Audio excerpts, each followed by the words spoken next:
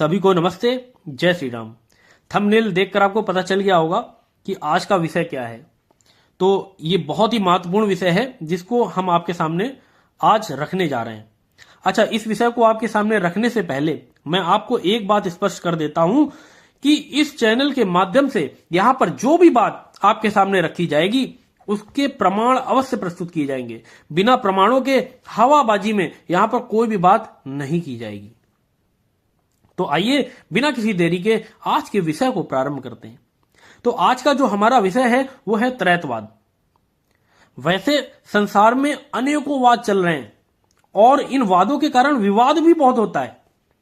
जैसे कहीं पूंजीवाद चल रहा है तो कहीं साम्यवाद चल रहा है।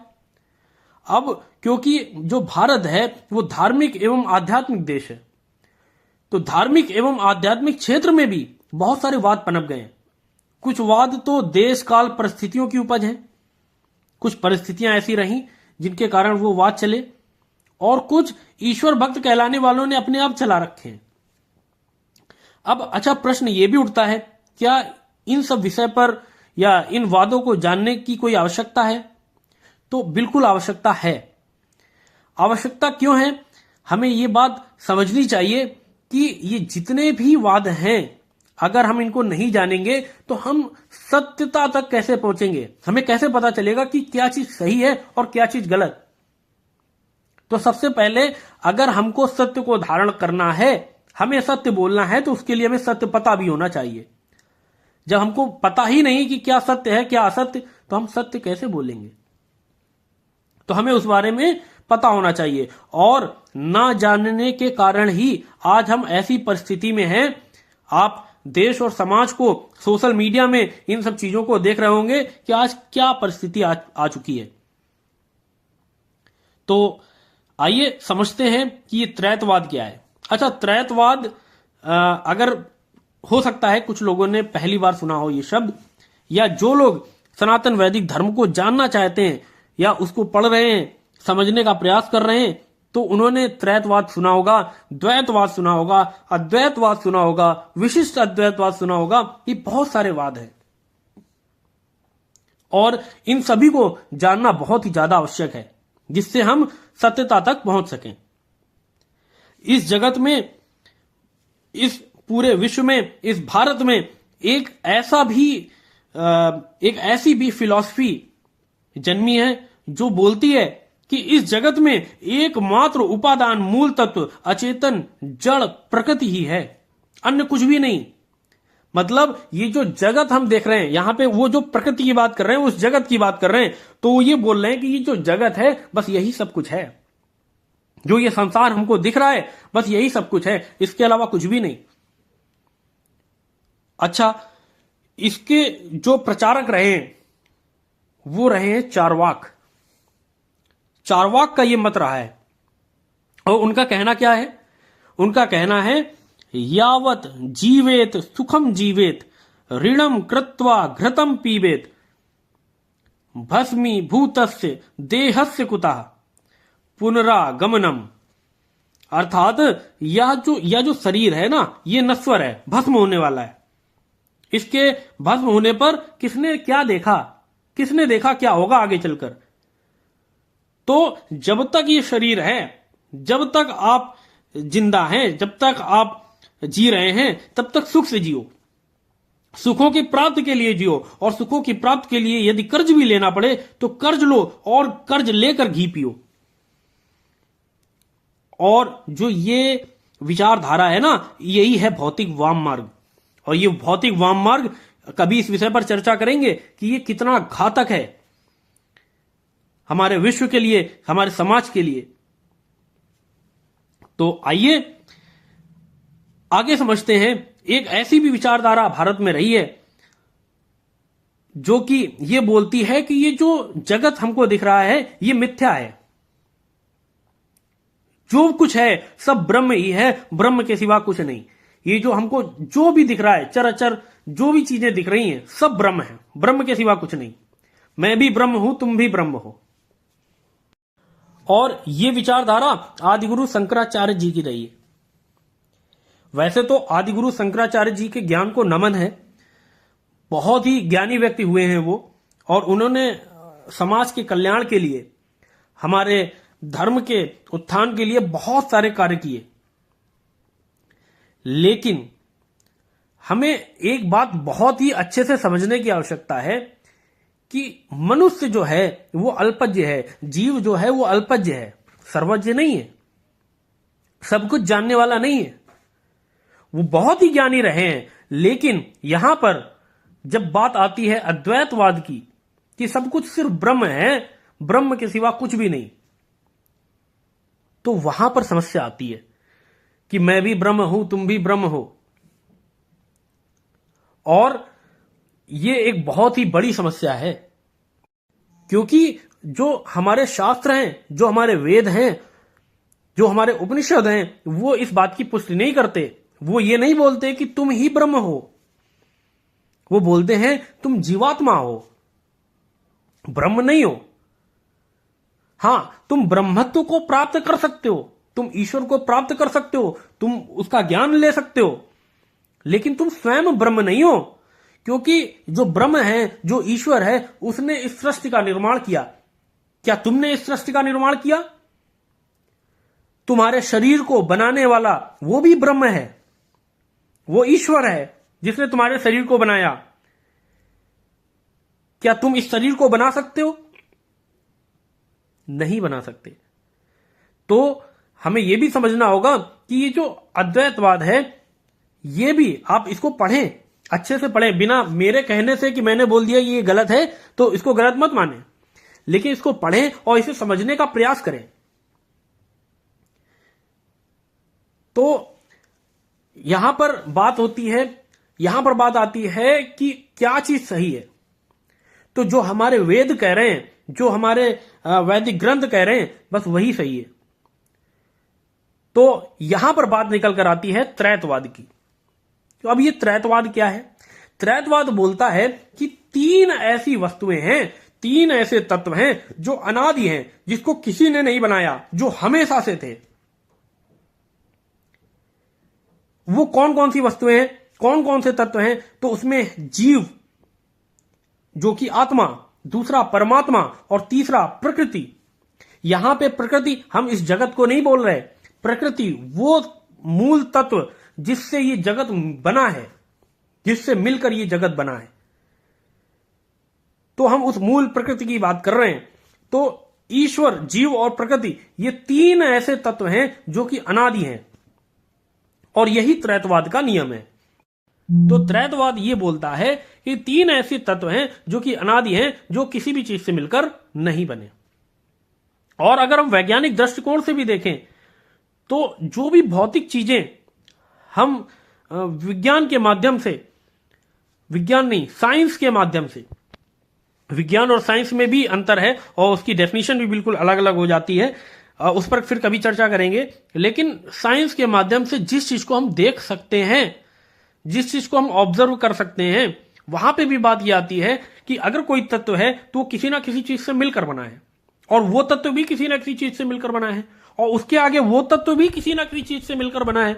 तो एक ऐसी अवस्था अवश्य आएगी जब हम या तो उस तत्व को देख ही नहीं पाएंगे, समझ ही नहीं पाएंगे, और या फिर हम यह इस बात पर आ जाएंगे कि ये जो भी चीज है, ये किसी भी चीज से मिलकर नहीं बनी।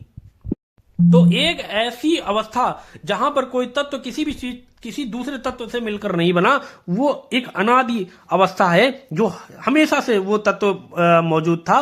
तो वहां पर त्रैतवाद ये बोलता है कि तीन ऐसे तत्व हैं जो हमेशा से मौजूद रहे हैं। एक हो गया ईश्वर, दूसरा हो गया जीव, और तीसरा हो गया प्रकृति।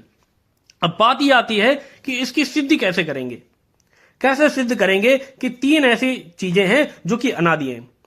तो इसके लिए हमें अपने धर्मशास्त्रों की तरफ चलना पड़ेगा, और क्योंकि ये मेरा मानना है और भी बहुत सारे विद्वानों का मानना है, मैं अपने आप को विद्वान नहीं बोल रहा, लेकिन बहुत सारे विद्वानों का मानना है, और इसलिए मेरा भी मानना है कि जो वेद है वो प्रमाण है।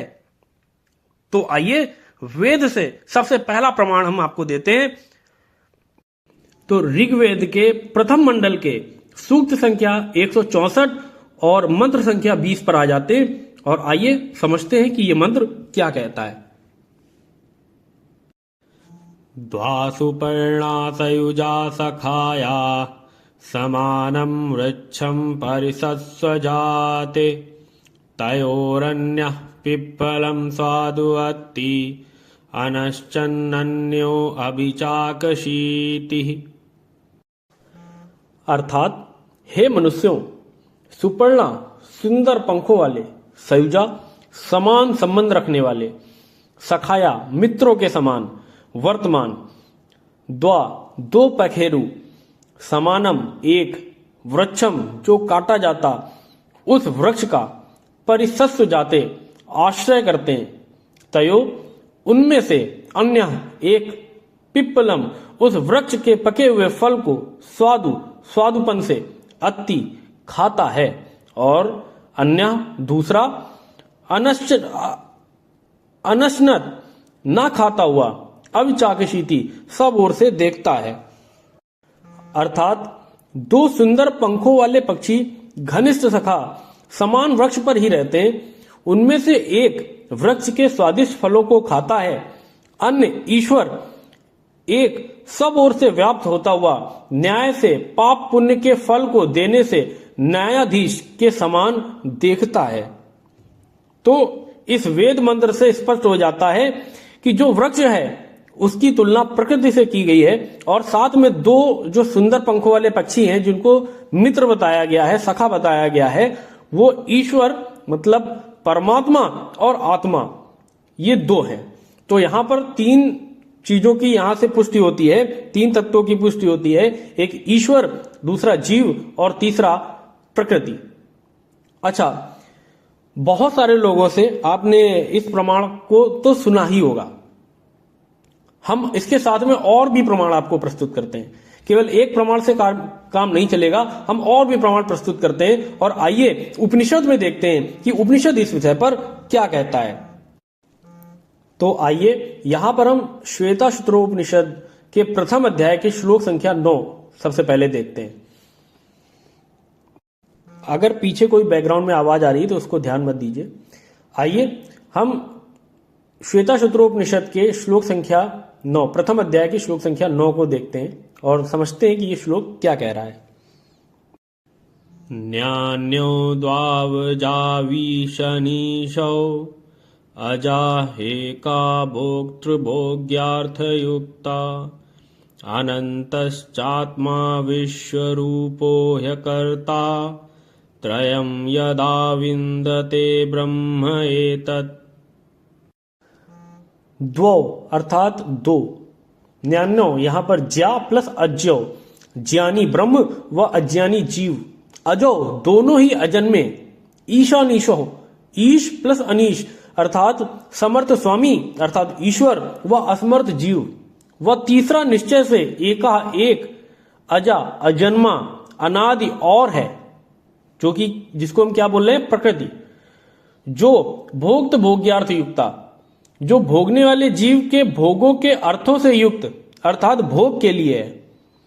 हम भोग किसका करते हैं, इस प्रकृति का। और अनंत अनंतश्चात्मा अर्थात परमात्मा अनंत, विश्व रूपा विश्वरूप और निश्चय से अकर्ता है। यदा जब जीव त्रयम उक्त तीनों ब्रह्म जीव व प्रकृति को विन्दते जान लेता है, तो कहता है एतत् वह सर्वव्यापक, यह सर्वव्यापक ब्रह्म है,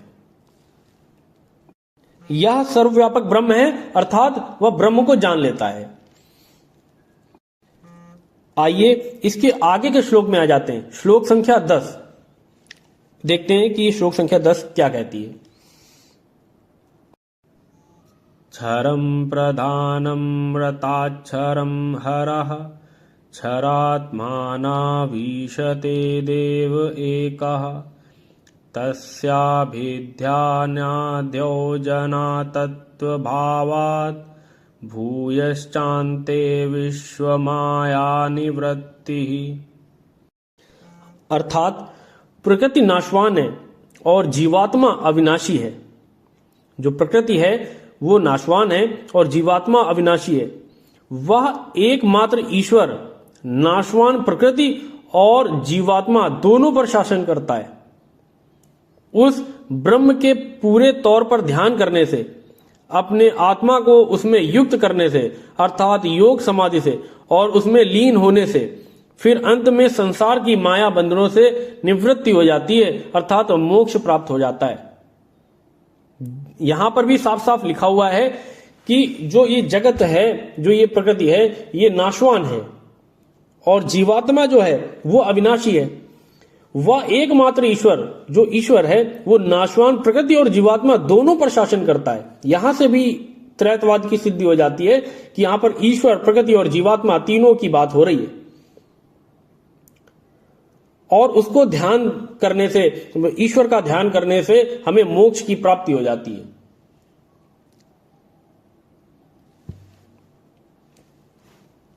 फिर इसी के आगे श्लोक संख्या 11 में भी वही बात है कि ब्रह्म को जान लेने से सभी बंधन छूट जाते हैं, सभी कष्ट दूर हो जाते हैं, जन्म और मृत्यु से मुक्ति मिल जाती है। आइए इसके आगे श्लोक संख्या 12 को देखते हैं। एतज्ज्ञेयं नित्यम् एवात्म संस्थं नातः परं वेदितव्यं हि किंचित् भोक्ता भोग्यं प्रेरितारं च मत्वा सर्वं प्रोक्तं त्रिविधं ब्रह्म एतत्। आत्मा में शाश्वत रूप से विद्यमान ब्रह्म को जानना चाहिए। जानने के लिए इससे श्रेष्ठ और कुछ भी नहीं। भोगने वाला जीवात्मा, भोगने योग्य प्रकृति व प्रेरणा देने वाले ब्रह्म, इन तीनों को पृथक पृथक जानकर ब्रह्म ज्ञानी कहाता है।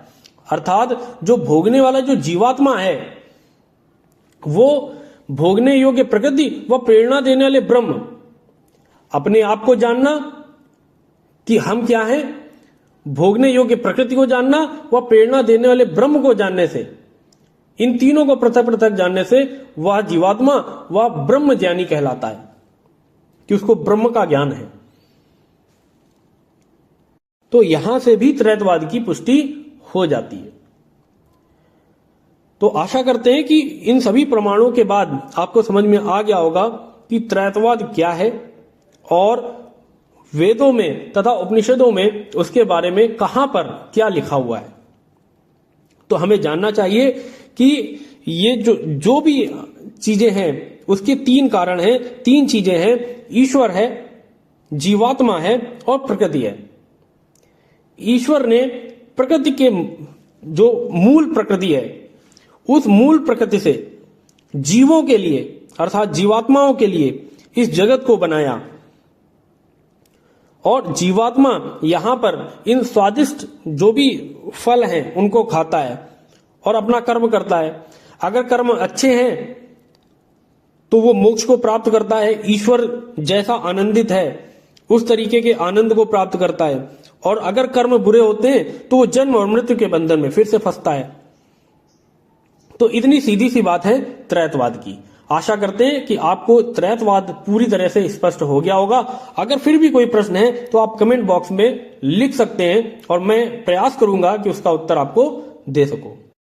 चलिए मिलते हैं आपसे किसी अन्य महत्वपूर्ण विषय के साथ में। तब तक के लिए नमस्ते, जय श्री राम।